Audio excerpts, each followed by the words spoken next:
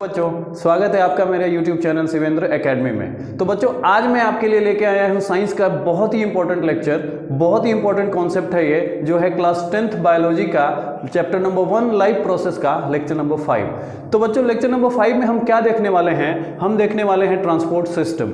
Transport system के बारे में हमको समझना है कि ये क्या होता है, ये हमारे बॉडी में क्यों जरूरी होता है और किसी भी लिविंग ऑर्गेनिज्म में इन ट्रांसपोर्ट सिस्टम का इंपॉर्टेंस क्या होता है। तो चलो बच्चों हम शुरू करते हैं इसको समझना। जो ट्रांसपोर्ट सिस्टम होता है वो हमें पता है कि हमारी जो बॉडी होती है, किसी भी लिविंग ऑर्गेनिज्म की जो बॉडी होती है वो मिलियंस ऑफ मिलियंस सेल्स से बना होता है। ये हमारी जो बॉडी है, कोई भी लिविंग ऑर्गेनिज्म में नंबर ऑफ सेल्स बहुत ज़्यादा होते हैं और किसी भी सेल को सर्वाइव करने के लिए उसको ज़रूरत होती है न्यूट्रिएंट्स। पहली रिक्वायरमेंट होती है उसकी न्यूट्रिएंट्स, दूसरी बहुत इंपॉर्टेंट रिक्वायरमेंट होती है उसकी ऑक्सीजन और तीसरा उसको रिक्वायरमेंट होता है वाटर। जो ये न्यूट्रिएंट, ऑक्सीजन और वाटर के requirements every cells of the body को जो रिक्वायर्ड होती है और जो हम न्यूट्रिशन लेते हैं वो certain part of the body, मतलब एक specific part of the body में जाके रह जाता है। तो किसी भी ऑर्गेनिज्म के पास एक ऐसा मैकेनिज्म होना चाहिए, एक ऐसा सिस्टम होना चाहिए जो इस न्यूट्रिएंट्स, ऑक्सीजन और वाटर को पूरी बॉडी के सेल्स तक अवेलेबल करा पाए, और इसीलिए हमको जरूरत होती है ट्रांसपोर्ट सिस्टम की। हाँ बच्चों, ये ट्रांसपोर्ट सिस्टम ही वो प्रोसेस है जिसके थ्रू इन इंपॉर्टेंट चीज़ों का ट्रांसपोर्टेशन, मतलब न्यूट्रिएंट्स, ऑक्सीजन और वाटर पूरी बॉडी में फैल जाता है, यानी इनकी पूरी बॉडी के सेल्स को सप्लाई दी जाती है। ट्रांसपोर्ट की अगर हम मीनिंग समझें तो ट्रांसपोर्ट की मीनिंग क्या होती है, किसको बोलेंगे हम ट्रांसपोर्ट? ट्रांसपोर्ट होता है to carry things from one place to another, one place to another. इसमें किसी भी चीज़ों को, अगर हमारी बॉडी में किसी भी एक मटेरियल को एक जगह से दूसरे जगह पे अगर पहुंचाने का काम करता है तो वो हमारा ट्रांसपोर्ट सिस्टम ही करता है। इसमें कुछ सिस्टम आते हैं, इसमें कुछ टिश्यूज आते हैं और इसमें कुछ ऑर्गन्स इन्वॉल्व हैं ट्रांसपोर्ट में सिस्टम में, जिसमें हम पढ़ने वाले हैं। हम आगे चल के इसमें देखने वाले हैं कि ये ट्रांसपोर्ट सिस्टम के में कौन कौन से ऑर्गन्स आते हैं, कौन कौन से टिश्यूज इन्वॉल्व होते हैं, वो हम डिटेल में देखने वाले हैं। तो सबसे पहले अभी तक हमने ये समझ लिया कि ट्रांसपोर्ट सिस्टम की जरूरत हमारे बॉडी को क्यों है।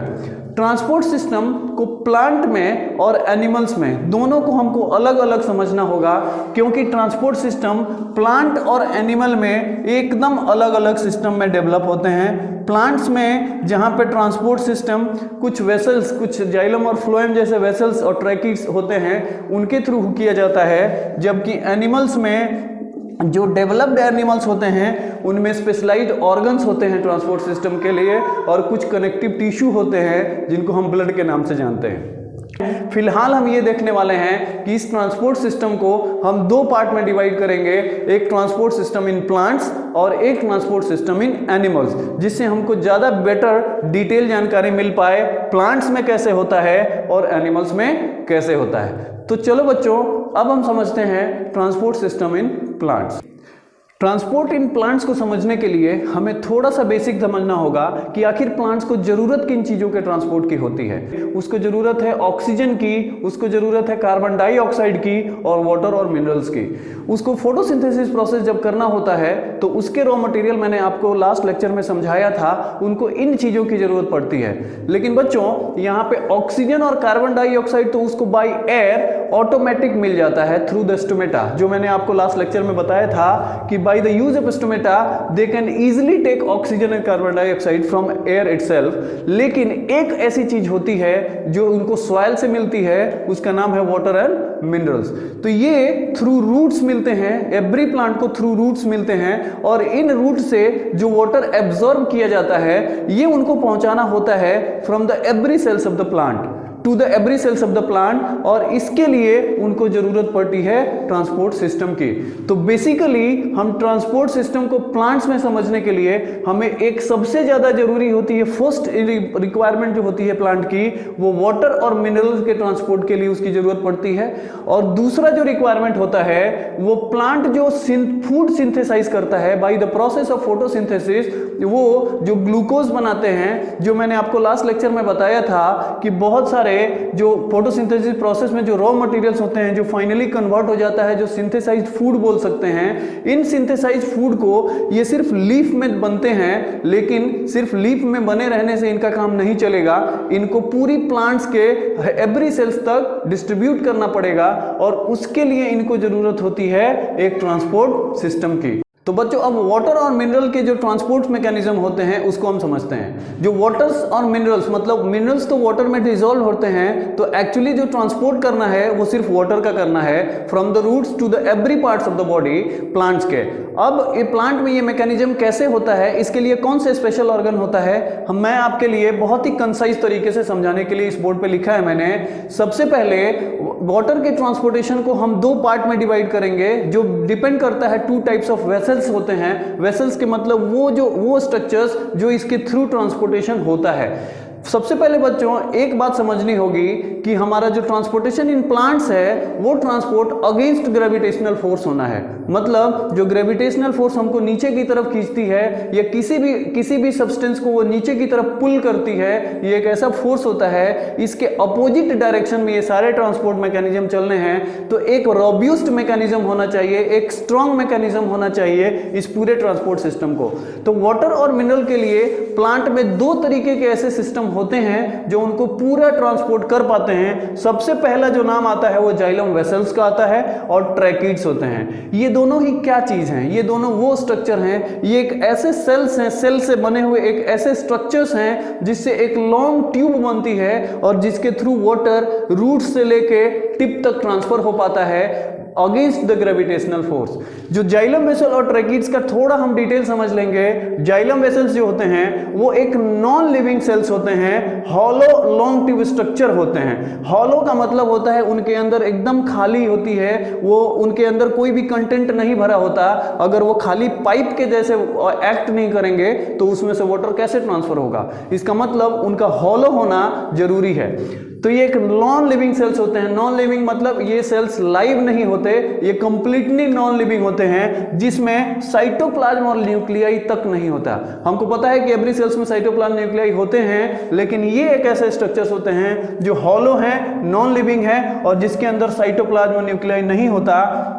और एक और चीज बहुत इंपॉर्टेंट कि ये बने किस चीज से होते हैं, ये बहुत ही इंपॉर्टेंट है दो बच्चों। सेल्यूलोज और लिग्निन नाम के एक केमिकल से, सेल्यूलोज हमको पता है जो सेलवाल होता है वो सेल्यूलोज का बना होता है। ये वही सेल्यूलोज है जो जाइलम वेसल्स के, जो जाइलम वेसल की जो बॉडी है उसको भी सेल्यूलोज और लिग्निन नाम का एक सब्सटेंस है, लिग्निन। ये नाम आपको जरूर याद रखना होगा। ये लिग्निन जो होता है ये इसको काफी स्ट्रेंथ देता है, ये एक हार्ड सब्सटेंस है और इस हार्ड सब्सटेंस से ये हार्ड और स्ट्रॉन्ग, इतने स्ट्रॉन्ग होते हैं और हार्ड होते हैं ये लिग्निन की वजह से। ये प्लांट को न सिर्फ ट्रांसपोर्टेशन में हेल्प करते हैं बल्कि प्लांट को स्ट्रॉन्ग बनाते हैं। जैसे एक लंबे स्टेम को, प्लांट की हाइट बहुत ज़्यादा होती है, वहाँ तक इसको पहुँचने के लिए प्लांट को एक स्ट्रेंथ भी चाहिए।